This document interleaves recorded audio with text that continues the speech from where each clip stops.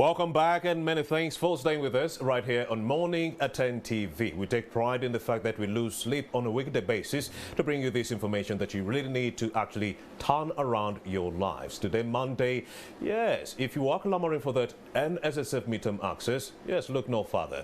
Yes, and fret no more. The money is actually around over nearly $1 trillion Uganda shillings. Yes. $1 trillion, if you will, has been set aside by NSSF to actually pay the NSSF savers. 41,000 beneficiaries are set to get this money. 58 billion in counting every week shall be doled out. Will be given out. But then what we do not know is it going to be a lump sum?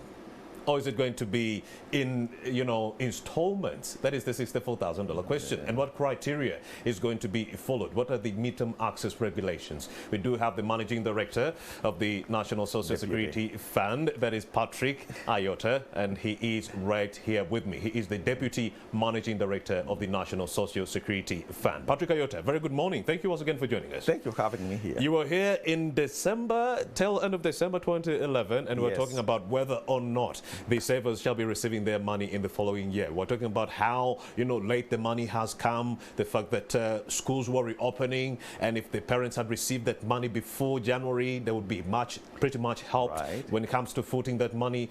But then you promised us that by March, April, they would start receiving that money. And of course, it is happening. Monday today, officially, people will start receiving their money upon putting in their applications. Thank you. So please, very good morning. Thank you for joining us. Bring us up to speed with the latest details surrounding this operation. Right. One of the things you have to realize is the law was actually assented to by the president. January 4th. January 2nd. And then we had 60 days to basically put the regulations together. From November 24th last year. Yes, and not really. The minister had to put the regulations together. Indeed. Those regulations were ready actually last Thursday. So this week was the first week that we actually taking the applications. And it has really been interesting. Just to give you a bit of perspective, last year we paid, the whole year, we paid 28,000 members their claims. That average is around 540, 550 claims per week. I see. This week alone, if you exclude Tuesday, which was a public holiday, we've received over 11,000 claims. 11,000 submissions. That were dogged by internet glitches here and there. There was that. Systems were down here and there. What exactly happened this week? We had about 3,300 applications online that were submitted online.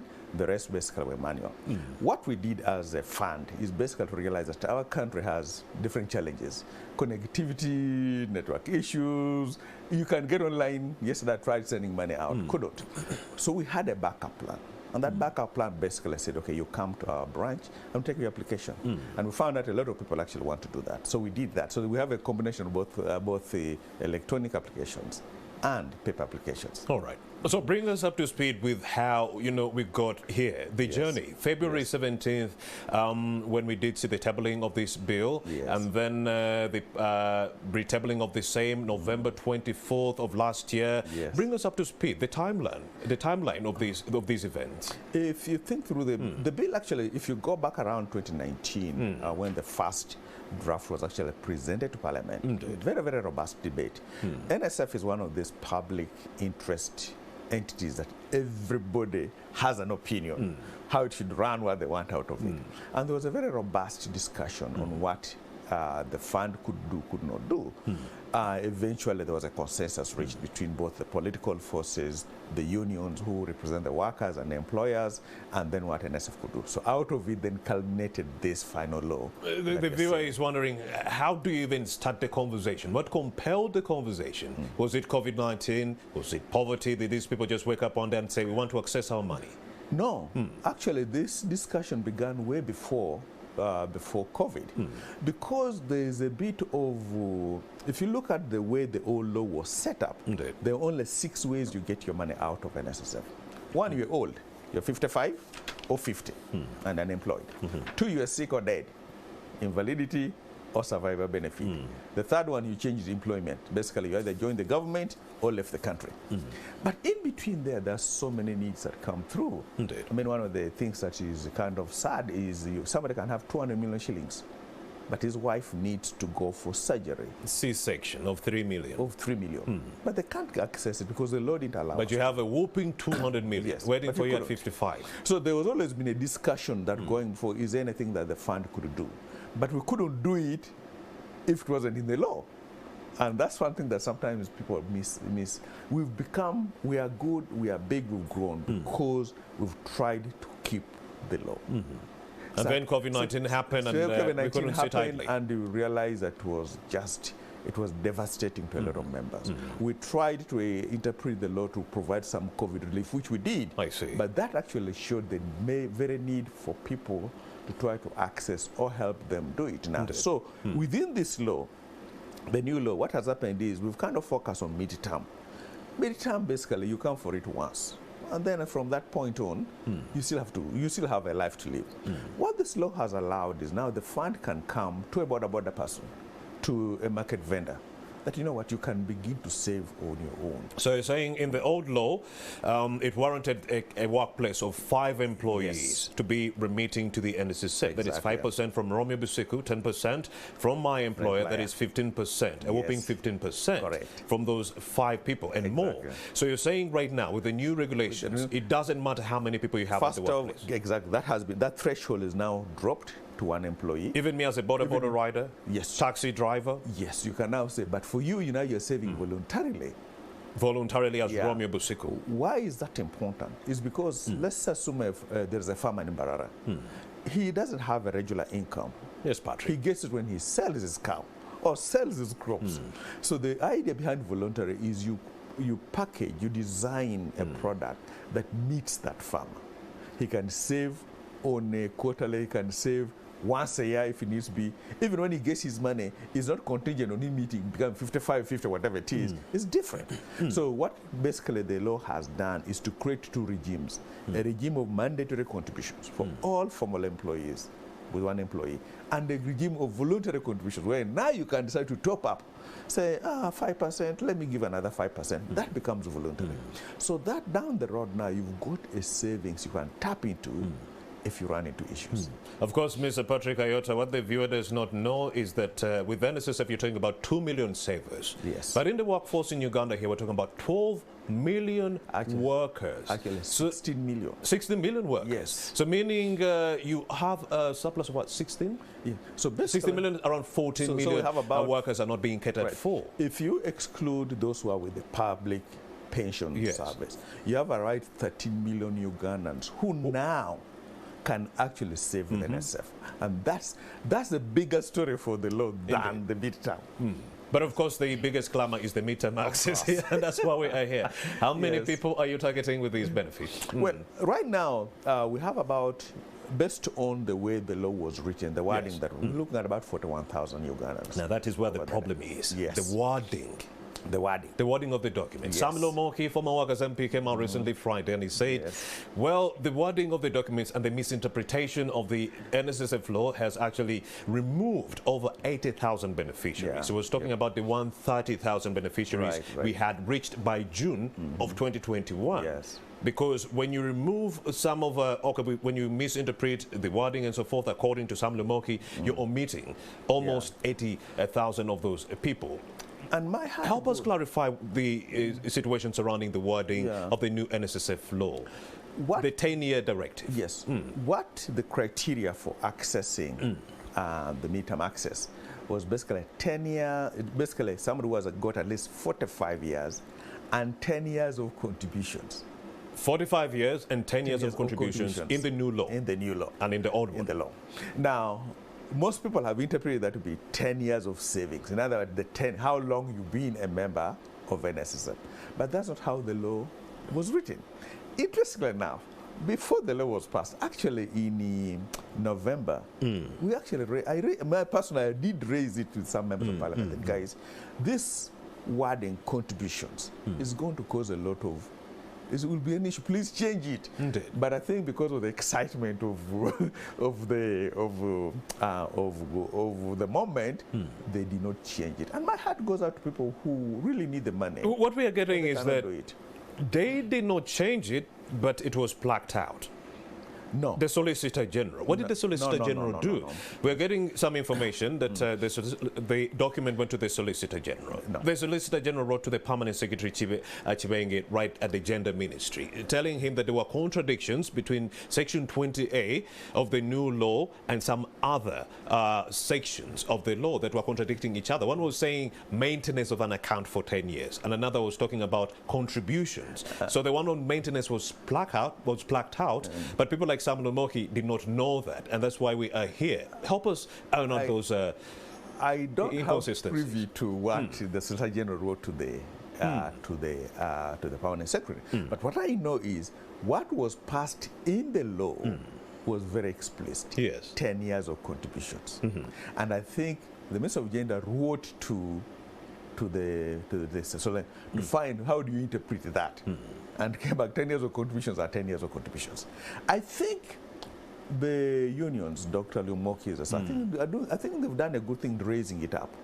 The only way you can cure it, in my mind, is you go back to Parliament, and Parliament change this language. Because we, indeed, yes, as a fund, we are caught in the middle. And as a fund, we have to be seen to be lawful. Otherwise, if we become wrong, the law says this and then we go do other things, you're not even going to trust us anymore. So we have to follow what the law tells us. If they say, okay, if they come out and they say, okay, we need to go back and amend the wording so that we do away with the inconsistencies, what does that mean to the people who are now receiving the money or applying for the same? Would they have to hold on? No.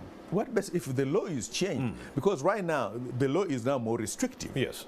If they change it and widen it, the people who are now applying continue to apply. Yeah. The people who were excluded, exactly, who had been excluded now can apply. Yes. Go ahead. So that's what would happen. And by then, when you look at the numbers, from a perspective of just the number of people who would benefit from 41,000 to 130,000, those are a lot of numbers, a lot of people. But the value is even interesting. The value is not that big. Between right now at 41,000, we're expecting about 800 billion shillings set aside for that.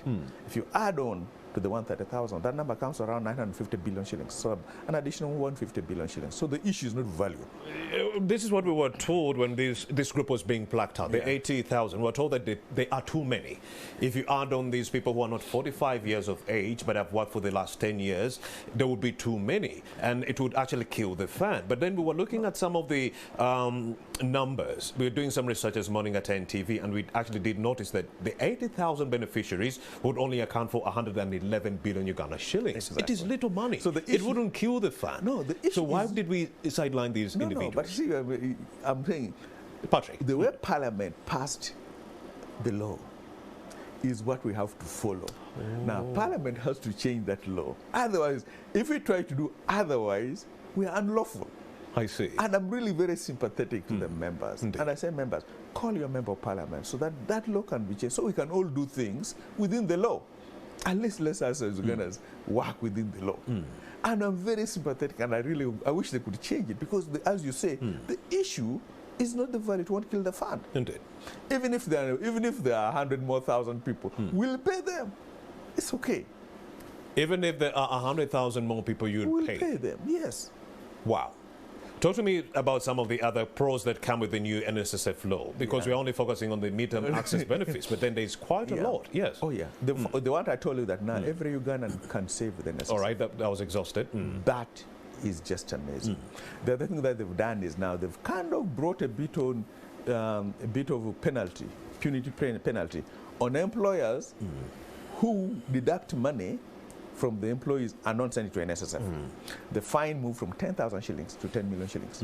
And there's jail time that could be applied on that. That hopefully will help rogue employers to kind of be careful on what they do with a workers' money when they take. So that has been raised in that case. It streamlined the governance issues. So now we know exactly who should be on the member of the board. It basically allowed us to then do fund management, streamlined it, which was there was a contradiction there. So I think on the basis, the law is actually good for the country. So you'll be managing and investing on your own money instead of using fund managers. You're saying it's a good thing. It's a very good thing. Why? I've been through this one before. When you look at the global trends of investment of funds, Patrick. I can paint Australia, can look at places like the US, Canada. The movement is back to in-house management of funds. Singapore does in-house, Malaysia does in-house funds. And there's a reason why. if we're investing within East Africa as Ugandans, most of our investments today is Uganda Treasury bonds. If you're my fund manager, you're going to charge me 1% to go buy a treasury bond from Bank of Uganda. You don't even go there. You open an account, a CDS account. You send instructions to your bank, sends this to Bank of Uganda. You don't even get a certificate because Bank of Uganda keeps that in a track. So you've not done anything from a risk reduction. What you've just done is reduce your return. Because out of the 12%, I have to give you 1%. And eventually what you find is a place like New York compared where they had outsourced all their investments, compared to Canada. Same size fund, this was the Canadian Teachers Pension Fund.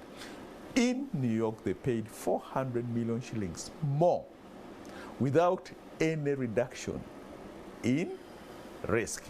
Now, there are places where we don't have reach. Maybe want to buy shares in Tanzania. Indeed. Yes, let me use a fund manager for that purpose. Maybe I want to buy shares in Nairobi. Let me use a fund manager for because that is a locale that we may not have the reach for it. But when you look at in-house, I think that was the best thing they did for the fund. Last year, if you look at now, we are 17 trillion shillings. If the fund managers had charged us 1%, that would be 170 billion shillings in fund management fees. I see. Our total budget last year, including our investment fund, was 180 billion shillings. Go ahead. That's why we're able to give you 12%. Of course, you mentioned the 12% that you gave us in interest last year, but then you're giving out this money at an interest of only 2.5%. Yes. People like the former Workers MP, Dr. Samuel Moki, actually said that they are going to tell their people, their workers, their savers, to hold on until October when you announce a new interest rate. Because they're saying if you give out money right now at 2.5% interest, and then in October you announce 10% interest, he says you would have cheated the workers or the savers. Talk to us about that. But that's what's in the law. You see, the law. You can only what's in the law. I mean, otherwise, if we try to act outside that law, we are unlawful. And we can't afford to do that. And there's a reason why I think the government set up this. The government not set this money as... I think the idea behind it was the member to actually think through what they want to do. Because some people make a mistake and realize that if the government hadn't forced the employer to put 10%, most people would not even have that money. So the government forced the employer to put 10%. Then the government put rules on how you need to access that money. So you can say, I don't want these rules, but maybe go all the way ahead. I don't want the government telling the employer to put 10%, and that thing will be wiped out. I see. So there is where you can't have your carrot and eat it too.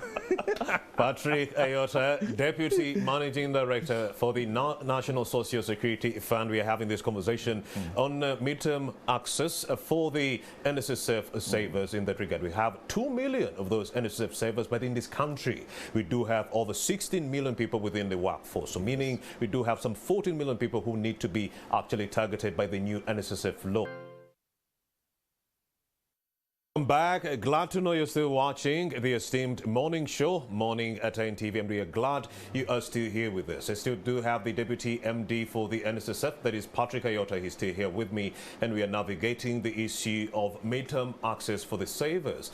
And of course, it is believed that 57% of the 41,000 beneficiaries we're talking about are only going to be receiving 10 million Uganda shillings. Of course, the Uganda Retirement Benefits Regulatory Authority has come out to say that this is too little, and they are saying if you do not have too much pressure on your hands, please just leave that money back in NSSF and let it grow, and you receive it when you retire at the end of the day. Let me talk to Patrick Iota to see whether that is a recommendation that people can swallow at this opportune moment. Very good morning once again, Patrick. Thank you. Thank you. You have the UBRA, Uganda Retirement Benefits Regulatory Authority, that is saying, well, some of these people have little money within NSSF. 1 million, 2 million, 20% of 1 million and 2 million would be too little of a fee for someone to actually alleviate a problem that is so huge during this COVID-19 pandemic. What kind of advice would you have for this group of people? Members, I start from this so that I can be sensitive to what members are. Members have a right to that money, and they have a right to use it any way they choose to. I'll start with that. So we are very cognizant of that for members. Our responsibility is exactly that, to kind of advice, and this would be my advice. People are going through different circumstances. A man may get only ₦1 million, but maybe that's the day he is able to pay school fees in full for his child. A man may get ₦1 million, but maybe that's when he can take care of a medical cost. And I'm not going to try to tell him how to do that. However, I would also say, if you don't have a plan for that money, wait. Because the law is here to stay, you can come back next month, next year, and get the 20%. So you don't have to rush, because it's not that after this week, it will be closed. So if you don't have a good plan, don't. Now, most people think, say, okay, I want to go and start my business. The problem is 90% of businesses in this country fail. So you took money that's earning a good return in a safe environment, and now you just subjected it to a 90% failure rate. Think through it before you come for it. So my advice is, if you don't have a good plan for it, wait. It's going to be, it will be there, it will wait for you. So you don't have to rush for it. And also, I think it is really, really important, Patrick Iota, for us to break down the criteria that it should be followed by our citizens before they go to many of these centers to apply for this money. You did have many of the people within Kololo, they didn't know why they were there. They just come to inquire. And many were saying issues to do with the national ID, very highly inaccessible. Others were saying the 45 years of age shouldn't have been a requirement, but rather the experience one has, like the 10 years. And they actually said that many people were actually disadvantaged by so many of those requirements. So in tandem, let's break down some of the criteria that ought to be followed by the citizens. One, for you to access your money, first of all, you must be at least 45 years of age and has completed for 10 years. 45 years? And have contributed for 10 years. What if there was a gap within 1 year that I didn't pay for NSSF? What would happen? So 10 years of contributions translates to 120 contributions. There are 12 months in a year, times 10, 120. Now suppose during those 10 years, there is a gap. You only now have, when we look at your statement, you have 110 contributions. You're missing 10. Just wait, because as you work, you'll make the 120 and come for your money. Well, you're disqualified? No. You defer getting it until you have 120 contributions. So you've been working for 10 years. Yes. But if you do not have the 120 months of contributions, you're not receiving this money, even though you have the 45 years of age. Exactly, because that's now the law. Wow. See, that's the whole thing. And maybe it makes me also raise something with us Ugandans. I will appeal to Ugandans. When these laws are coming through Parliament, please get involved. Many of us don't read the law, don't care. Once it has passed, and say, hey, what happened? And you find all laws that are passed, whether it's domestic relationship law that's coming through, whatever it is, these laws are coming, but we don't take the time. You're right about that, but then the problem could be on the part of Parliament, the fact that they do not involve the citizens, they do not confer with the citizens before coming up with these laws. Rarely do they do something like that. And of course, one of the people who were in Kololo, they did mention it, that they did not even have information surrounding these things. Now, let me ask you, challenge the media house, NTV. When have you taken a law that's in Parliament? Say, guys, this is the law in Parliament. These are the elements of it, so that at a minimum through we've made too much noise on this NSSF. No, this NSSF, there was, like I told you, it's a public interesting. But even so, it's after the law has happened, people say, no, it shouldn't have been 45, it should have been. Indeed. And of course, there's an inconsistency over that. The fact that many are saying it should have been 30 years of age and not 45, because problems do not discriminate. A problem could come to me at 30 years of age. It could come to you at 45 years of age. So let's talk about that and more. The fact that yes. Now let me lay that squarely. Aren't they discriminative, the criteria? Every Ugandan is from a certain constituency that's represented by an MP. The MPs make laws in this country. Fellow Ugandans, if you think this be 30, just call your MP, bag him until it takes to Parliament, and they change it. It's the only way we make, that's how we organize ourselves as a country to create laws, change laws. So until we do that and we're fully engaged, the law that's on the books is what will govern us. So right now, the 80,000 who are actually plucked out of the NSSF money can confer with the MPs to see an amendment to this law, so that they could also be included. Exactly. And to me, that would be the best thing for us, because I feel for them. I really feel for them. But we have to follow the law. And of course, there's also another issue. One of the citizens within Kololo said that they thought this money was going to be taxed. And of course, this is a misconception question, I wanted you to clarify on that, because they're not taxing the money now, they just want to tax it in a lump sum. No, no. No, it's not a later tax. What happened is when you made your contributions in this country, the contribution is made after tax. So the 5% Meaning that we pay taxes right when you now. pay taxes, you pay it up front when you're contributing. So now the taxes have been paid, and the law says your benefits are not taxed. So whatever you get today, no tax apply. Whatever you will get in the lump sum, no taxes apply. Explain to them what the proposal was about. No, what happened is back at the maybe around 2018, the idea behind taxation was this, that because the money you have now had already been taxed, that would continue untaxed. However, for new contributions, the proposal was let people contribute before they are taxed, and defer the taxation of the new to the end. That was the proposal then. Many people did not understand it, but it is actually a good thing. Most countries do it.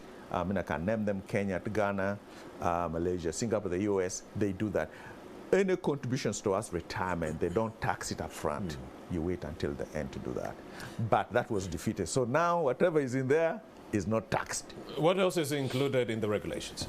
In the regulations, basically now you've got a couple of things that are also, as we talked about, they give what the documentation you need to have with you if you need to get that money. Come with your national ID, come with an NSSF number, come with a legitimate telephone number, and then bring a copy. Basically, those are the three. A copy of your bank statement if you're coming physically.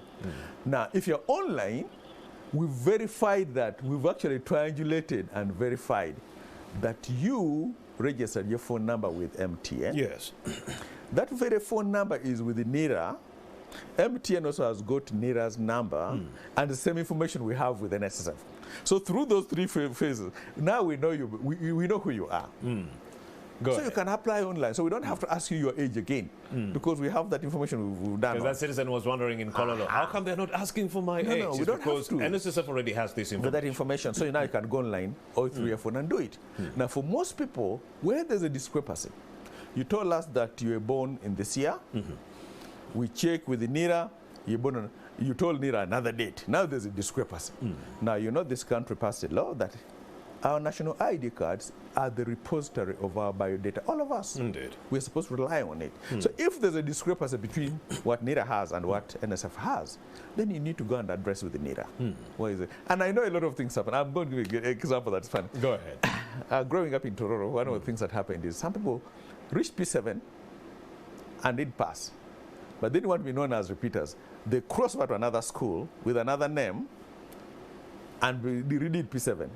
And that could have gone 5 times, and they keep on changing their names until they pass. The only thing that they froze was the age. So he's 13 for the next 4 years. And when he goes down to senior secondary school and works, he's keeping that there is a gap between his professional life and his real age. When he went to NIRA, he gave the right age. Yes. Now suddenly there's a discrepancy because here we have you at 51, NIRA has you at 55. Somebody has to reorganize. But the good news about this conversation is that the MD for NSSF, Patrick Iota, is telling us that yes, what we are seeing right now is not fair. The fact that we are handling only 41,000 beneficiaries, and says it could have been more. It says they have the ability to pay 130,000 beneficiaries and even more. The problem is the wording within the document. They are actually interpreting the wording of the document. If it says 41,000, those are the people they are paying out. But then the 80,000 people who are sidelined, we're only going to account for 111 billion Uganda shillings. This fund is more than 17 trillion Uganda shillings, and in tandem we are only doling out a trillion Uganda shillings. Actually, it's not us interpreting.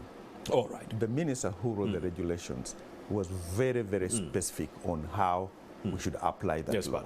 And he got guidance from the Attorney General. So we are just humble servants implementing what we've been directed by the minister, and by AG, and by Parliament. That's why we have to go back to them to change it.